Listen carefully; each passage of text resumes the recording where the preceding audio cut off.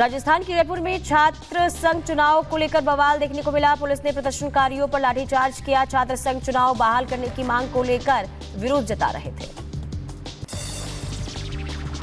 राजस्थान के बीकानेर में भीषण सड़क हादसा हुआ। ट्रेलर ने पीछे से घुसी कार। हादसे में 6 लोगों की जान चली गई, एक गंभीर रूप से घायल है। लखीमपुर खीरी में मुहर्रम के जुलूस के दौरान हाईटेंशन लाइन से टकराया ताजिया, एक की मौत हो गई, 15 लोग झुलस गए। यूपी के शाहजहांपुर में तेज रफ्तार कार पेड़ से टकराई। हादसे में 4 लोग घायल हो गए, 2 की हालत गंभीर है।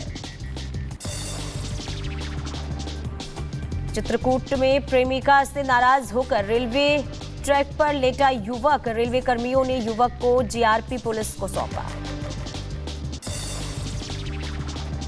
राजस्थान के मेवात में साइबर ठग दाऊद के घर बुलडोजर चला है। पुलिस ने 26 साइबर ठगों को चिन्हित करके लिस्ट जारी की थी। बिहार के दानापुर में अंधाधुंध गोलीबारी चली। फायरिंग में 2 शख्स को गोली लगी है, एक की मौके पर ही मौत हो गई, दूसरा गंभीर रूप से जख्मी है। घटनास्थल से 6 खोखे बरामद हुए हैं। बहराइच में दबंगों के हौसले बुलंद है। जमीन विवाद में जमकर चले बेल्ट और डंडे मारपीट का वीडियो वायरल हुआ। पुलिस मामले की छानबीन कर रही है। बुलंदशहर में सपा के पूर्व विधायक गुड्डू पंडित की दूसरी पत्नी पर जानलेवा हमला। घर में घुसकर हमला करने का सीसीटीवी फुटेज भी सामने आया है। सौतेले बेटे के खिलाफ केस दर्ज किया गया है।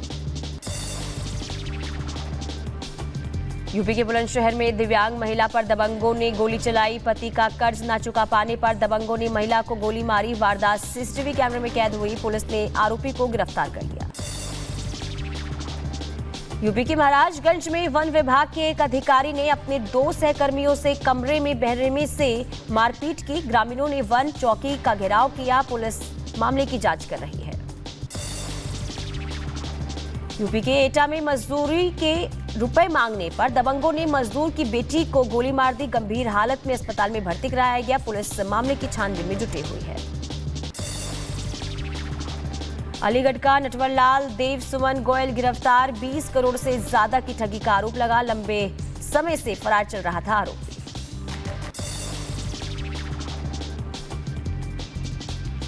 और इधर आपको बता दें कि श्रीलंका T20 टीम का ऐलान हो गया है। सूर्य को कमान सौंपी गई है।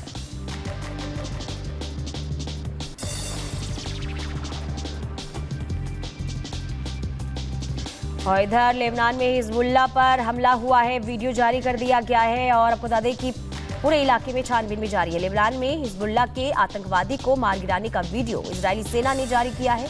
हिजबुल्लाह समूह की इंजीनियरिंग इकाई के एक सदस्य को मार गिराया गया है। और इधर स्पेन में सुरक्षा बलों ने हिजबुल्लाह के ड्रोन निर्माण के ठिकानों को ध्वस्त किया। ड्रोन के पुर्जे सप्लाई करने के आरोप में 4 लोगों को गिरफ्तार किया गया।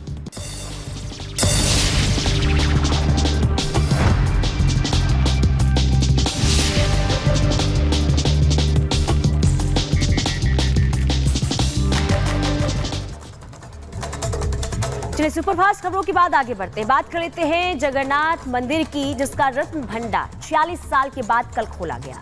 मंदिर के रत्न भंडार से आखिर क्या क्या निकला है, क्या चीजें सामने आई है, रिपोर्ट के जरिए आपको दिखाते हैं।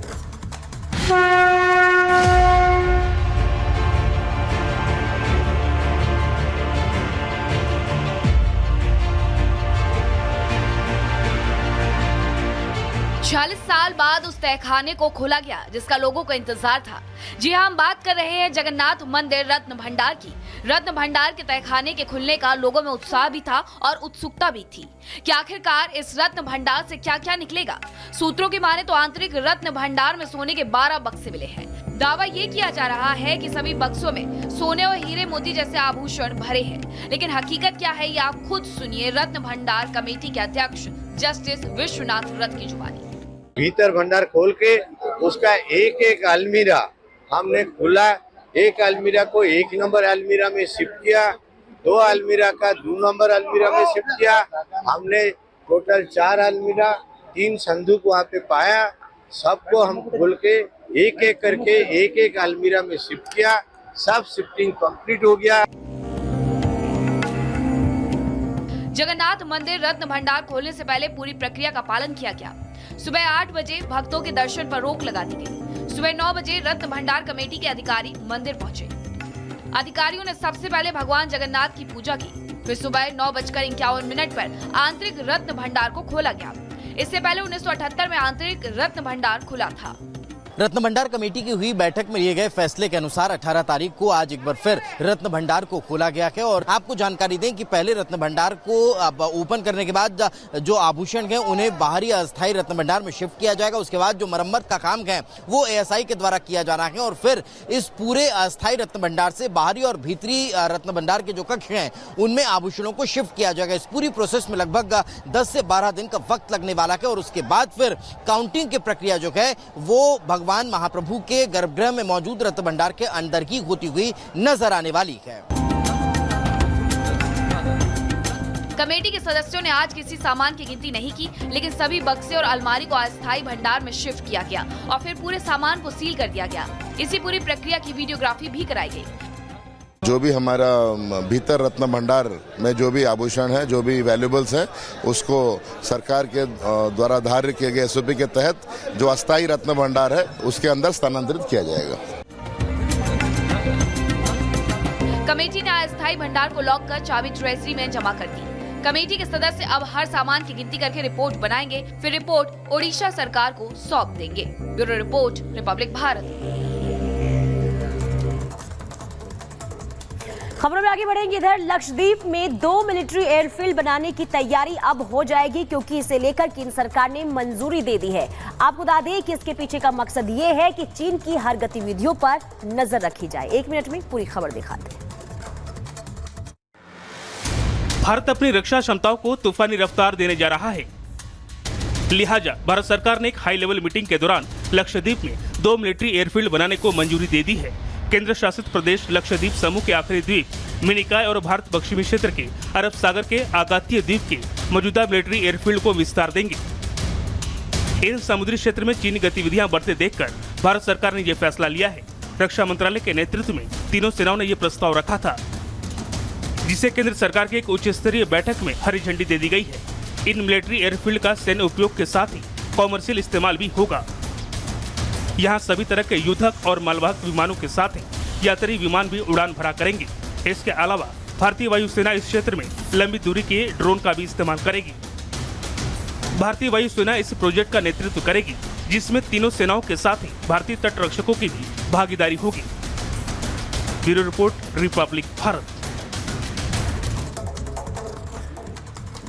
और इधर उत्तराखंड में धामी कैबिनेट ने बड़ा फैसला लिया है। आपको बता दें कि अब 4 धाम को लेकर कोई भी ट्रस्ट नहीं बनेगा। अगर बनता है तो कार्रवाई करने की भी तैयारी अब शुरू हो जाएगी। 1 मिनट में पूरी खबर दिखाते हैं। उत्तराखंड के मुख्यमंत्री पुष्कर सिंह धामी के मंत्रिमंडल में एक बड़ा फैसला लिया गया है। अब किसी भी व्यक्ति या संस्थान द्वारा बद्रीनाथ केदारनाथ धाम के नाम से कोई ट्रस्ट बनाया जाता है तो राज्य सरकार उसके खिलाफ कानूनी कार्रवाई करेगी। उत्तराखंड के 4 धाम और प्रमुख मंदिरों के नाम से मिलते जुलते नामों को लेकर अब कड़ा कानून बनेगा।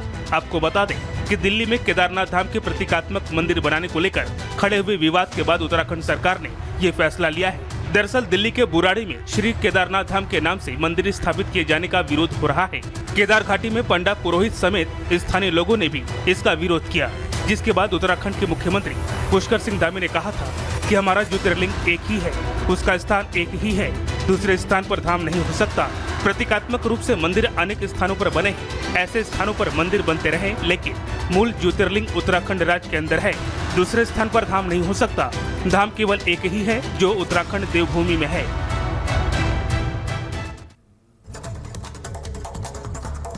अगली खबर भी उत्तराखंड से ही है। उत्तराखंड के रुद्रप्रयाग में पहला सिग्नेचर पुल एक बार फिर से भरभराकर गिर चुका है। आखिर इस पुल के गिरने के पीछे की वजह क्या है, 1 मिनट की रिपोर्ट में दिखाते हैं।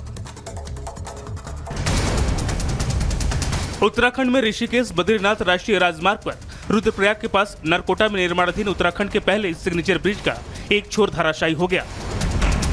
हालांकि जिस समय पुल गिरा उस समय कोई भी मजदूर साइट पर काम नहीं कर रहा था, वरना एक बड़ा हादसा हो सकता था।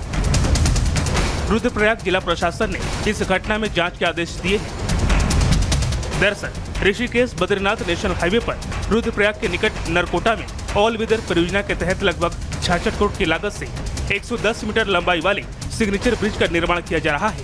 उत्तराखंड के नरकोटा में ये पहला सिग्नेचर ब्रिज बन रहा है। 2021 से पुल का निर्माण कार्य चल रहा है। 2022 में भी इस पुल का बेस गिर गया था और हादसे में 3 मजदूरों की मौत हो गई थी। पुल निर्माण के लिए रेल विकास निगम ने पैसा दिया है, क्योंकि जहां पहले बद्रीनाथ हाईवे था वहां पर रेलवे की टनल बन रही है। टनल के स्थान पर रेलवे इस पुल का निर्माण कार्य करवा रहा था। Bureau report, Republic Bharat.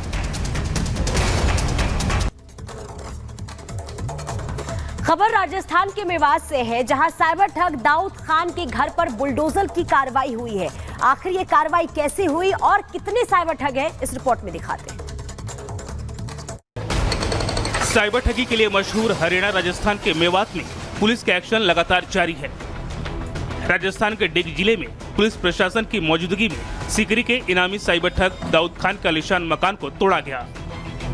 Cyber ठगी के कई गिरोह सक्रिय हैं, जो अलग अलग तरीकों से लोगों को चूना लगाते हैं। दरअसल भरतपुर आईजी राहुल प्रकाश के नेतृत्व में पुलिस ने ठगों के खिलाफ ऑपरेशन एंटी वायरस शुरू कर रखा है। इस ऑपरेशन के तहत फरार इनामी साइबर ठगी की न केवल धरपकड़ की जा रही है, बल्कि ठगी की काली कमाई से बने आलीशान मकानों पर भी बुलडोजर चलाया जा रहा है।